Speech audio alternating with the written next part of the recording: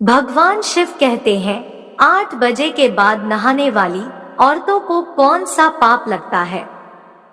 दोस्तों, एक बार भोलेनाथ और माता पार्वती कैलाश पर्वत पर अपने ध्यान मग्न में बैठे हुए होते हैं। तभी देवर्षि नारद नारायण नारायण का जाप करते हुए कैलाश पर्वत पर आते हैं और भगवान भोलेनाथ और माता पार्वती को प्रणाम करते हुए कहते हैं और पूछने लगते हैं, हे प्रभु, आज जब मैं पृथ्वी लोक पर भ्रमण करके आपके पास आ रहा था, तब मैंने देखा कि कई मनुष्य सुखी जीवन जी रहे थे, तो वहीं कुछ अत्यंत दुखी होकर अपना जीवन व्याप्त कर रहे थे। हे प्रभु, ऐसा भेदभाव क्यों होता है?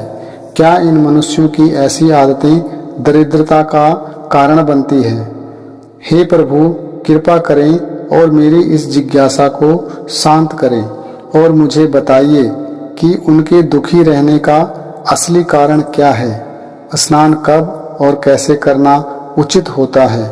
दोस्तों, नारद मुनि माता पार्वती से भी कहती है, हे माता, मैंने यह भी देखा है कि कई स्त्रियां नित्य स्नान कर आपकी पूजा आराधना करती है।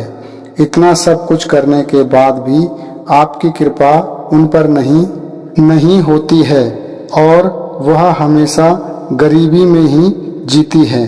दोस्तों, तब भगवान भोलेनाथ कहते हैं, हे देवर्षि नारद, तुमने उचित ही प्रश्न किया है। स्नान करना अत्यंत ही आवश्यक होता है और स्नान से ही शरीर शुद्ध होता है। स्नान करने से ही शरीर पवित्र भी होता है और मनुष्य पूजा पाठ आदि कर्म करने का पात्र बनता है। इसीलिए मनुष्य को प्रतिदिन स्नान करना चाहिए। तुम्हारे सभी प्रश्नों के उत्तर देने से पूर्व मैं तुम्हें एक अत्यंत पवित्र कथा सुनाता हूँ।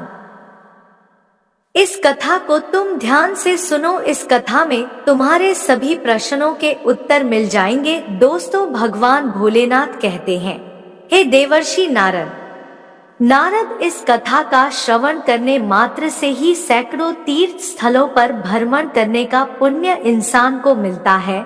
इसीलिए आप सभी इस कथा को पूरा अवश्य सुने। दोस्तों, भगवान भोलेनाथ कहते हैं, हे देव ऋषि नारद, बहुत समय पहले की बात है। नंदगांव नाम का एक बहुत ही सुंदर नगर था, जहां पर की एक अत्यधिक धनवान व्यापारी रहता था, जिसकी 3 पुत्रियां थी। उस व्यापारी ने कभी अपनी तीनों पुत्रियों को किसी चीज की कमी महसूस नहीं दी। उसने उन्हें बड़े ही लाड प्यार से पाला था। उसकी पुत्री बहुत ही चंचल और सुंदर स्वभाव की थी। एक पिता का जो कर्तव्य होता है, वह सभी उस व्यापारी ने पूर्ण किया। अपनी पुत्री को उसने सब कुछ दिया। दोस्तों, भगवान भोलेनाथ कहते हैं, हे देव ऋषि नारद, लेकिन उसने एक गलती की। उसने अपनी पुत्रियों को कोई भी शास्त्रों का ज्ञान नहीं दिया। जीवन में सब कुछ पाकर भी उसकी पुत्री का जीवन अधूरा था, क्योंकि ज्ञान के बिना कोई भी मनुष्य पूर्ण नहीं होता है। संपत्ति और सौंदर्य होकर भी पुत्री के पास वह नहीं था जो प्रत्येक स्त्री के पास होना चाहिए। फिर जब उसकी तीनों पुत्रियां जवान हुई, उस व्यापारी ने अपनी तीनों पुत्रियों का विवाह एक अच्छे घर में कर दिया। तीनों के पति बड़े बड़े व्यापारी थे और वे सभी उनके साथ उनके राजमहल में चली गई। दोस्तों, भगवान भोलेनाथ कहते हैं, हे देव ऋषि नारद, जैसे ही तीनों रहने के लिए अपने घर चली गई, उन तीनों के ससुराल वालों ने उन्हें बहुत मान सम्मान दिया और उन तीनों के साथ बड़े ही प्रेम से व्यवहार किया। वह तीनों ही अपने ससुराल में बड़े अच्छे ढंग से रहने लगी और वह अपनी ससुराल में बहुत खुश थी। और वह तीनों ही सुबह देर से जागती थी और देर से ही स्नान करती थी।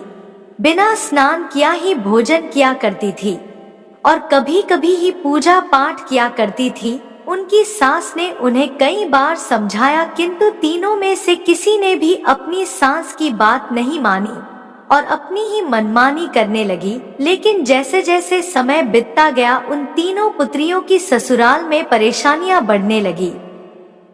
दोस्तों, भगवान भोलेनाथ कहते हैं, हे देव ऋषि नारद, तीनों के पतियों को व्यापार में काफी नुकसान होने लगा और धीरे धीरे उनका सारा व्यापार खत्म होने लगा, यहाँ तक कि दूसरों से कर्ज लेकर वह अपने व्यापार को चलाने लगे, किंतु फिर भी उन्हें घाटे का ही सामना करना पड़ा, जिससे कि घर में क्लेश होने लगा। घर में बात बात पर लड़ाई झगड़ा होने लगे। जब से यह तीनों उस घर में रहने के लिए आई थी, तभी से उनके घर में संकट आने शुरू हो गए थे। उन तीनों बहनों की ससुराल में पैसे की इतनी तंगी हुई कि उन्हें अपना घर बार सब कुछ बेचना पड़ा और किसी एक झोपड़ी में जाकर रहने लगे। दोस्तों, भगवान भोलेनाथ कहते हैं, हे देवर्षि नारद, लेकिन वह तीनों बहनें झोपड़ी में रहना बिल्कुल भी पसंद नहीं करती थी। इसीलिए वह अपने ससुराल को छोड़कर अपने मायके में वापस आ गई, अपने पिता के साथ रहने लगी। अपने घर पर आकर भी उन तीनों की आदत नहीं बदली और घर पर आकर भी वह तीनों बहनें बड़े ही मौज से रहने लगी।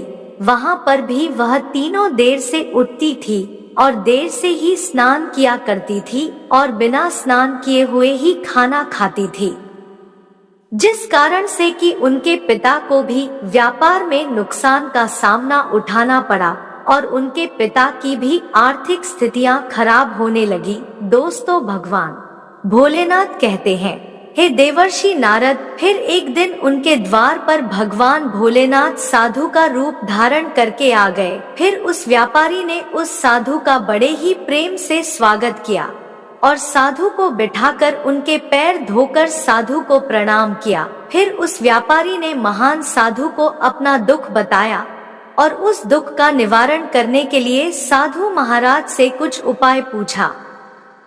उस व्यापारी ने अपनी तीनों पुत्री को भी साधु के निकट बुलाया और साधु महाराज को उनकी सारी हकीकत भी बताई और फिर जैसे ही साधु ने व्यापारी की उन तीनों पुत्रियों की तरफ देखा तो साधु महाराज को उनकी सारी हकीकत पता चल गई।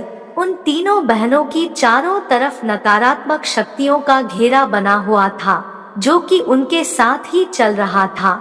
वे जहाँ पर भी जाती वह नकारात्मक ऊर्जा उनके पीछे पीछे ही उनके साथ चलती। उस सिद्ध साधु ने उस व्यापारी से कहा, तुम्हारी इन तीनों बेटियों की आदतों के कारण उनके चारों ओर नकारात्मक ऊर्जा का घेरा बना हुआ है। इसी कारण से ये जहाँ पर भी जा रही हैं, वहाँ पर केवल दुख और संकट ही आ रहे हैं। भगवान भोलेनाथ कहते हैं, हे देव ऋषि नारद, तुम्हारी तीनों पुत्रियां बहुत ही आलसी हैं। यह देर से जगती हैं, देर से स्नान करती हैं, स्नान किए बिना ही भोजन करती हैं और यही वजह है जो कि उनके जीवन में संकट आ रहे हैं। फिर उसे साधु ने और उस व्यापारी को और उनकी तीनों पुत्रियों को बहुत ही महत्वपूर्ण जीवन का ज्ञान दिया और उसका बहुत ही कठोर ढंग से पालन करने के लिए कहा। दोस्तों, भगवान भोलेनाथ कहते हैं, हे देवर्षि नारद, स्नान करने के 4 प्रकार होते हैं, ब्रह्मा स्नान, देव स्नान, अर्श स्नान, मानव स्नान और दानव स्नान। इन्हें समय के अनुसार वर्गीकृत किया गया है। शास्त्रों के अनुसार ब्रह्मा मुहूर्त में किया हुआ स्नान सर्वश्रेष्ठ माना गया है। ब्रह्मा मुहूर्त यानी कि रात्रि का अंतिम पहर सूर्य उदय से ठीक 1.5 या 2 घंटे पहले का समय होता है, यानी कि सुबह 4:30 से 5:30 के बीच का समय। शास्त्रों में यह समय दिन का सर्वश्रेष्ठ समय माना गया है, क्योंकि इस समय वातावरण में अद्भुत और चमत्कारी ऊर्जा होती है। दोस्तों, भगवान भोलेनाथ कहते हैं, हे देवर्षि नारद, यह समय देवताओं का समय होता है। इस समय देवताओं का स्मरण करने से ब्रह्मा मुहूर्त में स्नान करना सर्वश्रेष्ठ माना गया है। इस समय स्नान करने से और स्नान के तुरंत बाद सूर्य देवता को अर्घ देने से जीवन में सुख, समृद्धि और शांति आती है। दिन भर मनुष्य का तन और मन ताजगी और सकारात्मक ऊर्जा से भरा हुआ होता है। ब्रह्मा स्नान करने पर मनुष्य रोग तथा बीमारियों से भी दूर रहता है, उसका शरीर निरोगी और स्वस्थ रहता है। दोस्तों, भगवान भोलेनाथ कहते हैं, हे देवर्षि नारद, दूसरा है देव स्नान। सुबह 5 से 6 बजे के बीच किया हुआ स्नान देव स्नान कहलाता है। सभी पवित्र नदियों का स्मरण करते हुए किए जाने वाले इस स्नान को भी श्रेष्ठ स्नान माना गया है। इस समय स्नान करने से मनुष्य के शरीर में सकारात्मक ऊर्जा का वास होता है और सभी प्रकार की नकारात्मकता और बुराई शरीर से बाहर निकल जाती है। इस तरह देव स्नान के समय स्नान करने से तन के साथ साथ मन भी शुद्ध और पवित्र हो जाता है। इस समय स्नान करने से धन संपत्ति वृद्धि होती है और मनुष्य को सभी भौतिक सुख प्राप्त होते हैं। सुबह सुबह जब आकाश में तारे नजर आते हैं उसे समय किए गए स्नान को ऋषि स्नान कहते हैं। यहाँ भी श्रेष्ठ स्नानों में आता है। इस समय स्नान करने से मानसिक शांति मिलती है। तीसरा है मानव स्नान। दोस्तों, भगवान भोलेनाथ कहते हैं, हे देवर्षि नारद, सुबह 6 से 8 के बीच किया जाने वाला स्नान मानव स्नान कहलाता है। यहाँ स्नान सूर्य उदय के समय या सूर्य उदय के ठीक बाद में किया जाता है। इस समय स्नान करना भी अच्छा माना गया है। शरीर में दिन भर ताजगी, स्फूर्ति और सकारात्मक ऊर्जा व्याप्त रहती है जो हमें किसी भी कार्य को करने के लिए उत्साहित करती है। भगवान भोलेनाथ कहते हैं, हे देवर्षि नारद, किंतु मनुष्य को कभी भी सूर्य उदय के 2 घंटे बाद स्नान नहीं करना चाहिए, अर्थात सुबह 8 बजे के बाद स्नान करना अनुचित माना गया है। इस समय वातावरण में व्याप्त दैविक शक्तियां बहुत कम हो जाती है, इसलिए मनुष्य में उत्साह और ऊर्जा की भी कमी दिखाई देती है, जिससे कि वह दिन भर आलस का अनुभव करता है।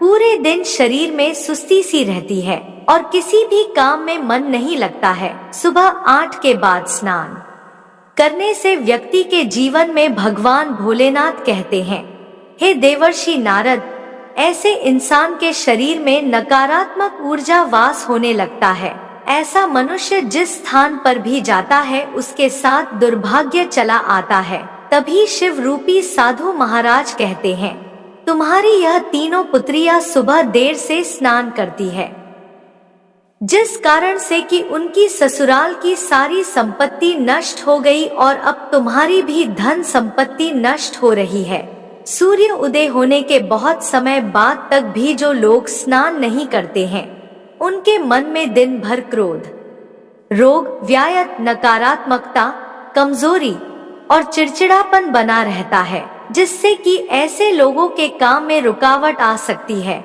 और उलझने भी आ सकती है। इसलिए प्रतिदिन ब्रह्मा स्नान, देव स्नान, ऋषि स्नान या मानव स्नान करने की सलाह दी गई है। तभी शिव रूपी साधु महाराज कहते हैं, इन पवित्र कालों में उठकर स्नान करना और ईश्वर की आराधना करना, प्रार्थना और पूजा पाठ करने से तथा सूर्य देव को अर्घ देने से हमारे तन के साथ साथ आत्मा भी शुद्ध और पवित्र हो जाता है और हमें हमारी बहुत सी समस्याओं का समाधान भी मिल जाता है और हमारे अंदर की सभी प्रकार की नकारात्मकता दूर होती है और सुख समृद्धि का मार्ग खुल जाता है।